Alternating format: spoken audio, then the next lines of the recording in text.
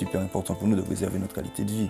Je veux dire, vous savez, je sors du boulot, quand j'arrive ici, j'ai vraiment l'impression de tout laisser derrière moi.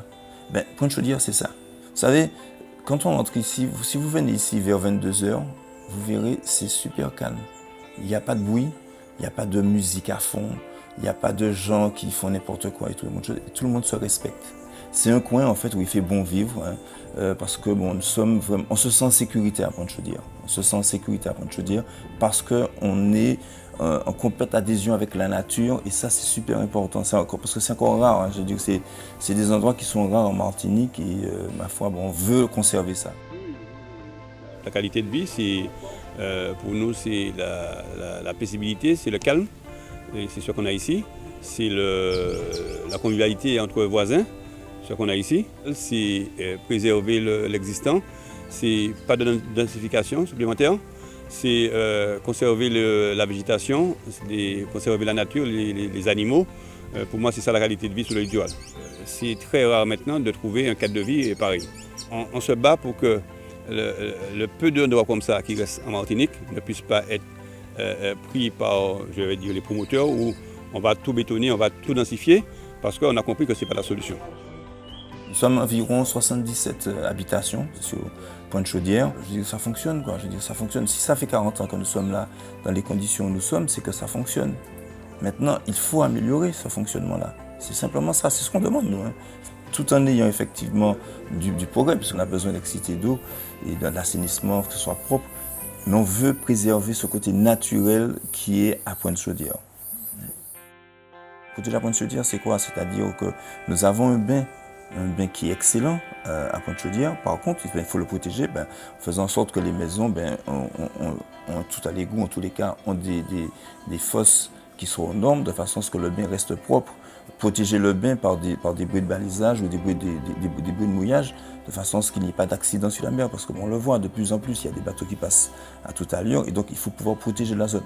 Le but est de protéger Pointe-Chaudière avec les outils qu'on a en 2018. Quoi. Je veux dire qu'il y a des outils qui sont là, pourquoi ne pas les utiliser, simplement dans le bon sens.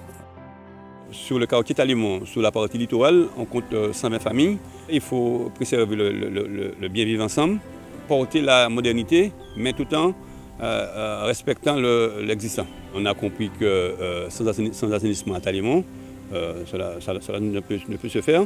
C'est pour ça que, dès le départ, on a fait comprendre aux habitants que même si c'est un réseau privé qu'ils ont, il faut qu'ils fassent le nécessaire pour le mettre aux normes.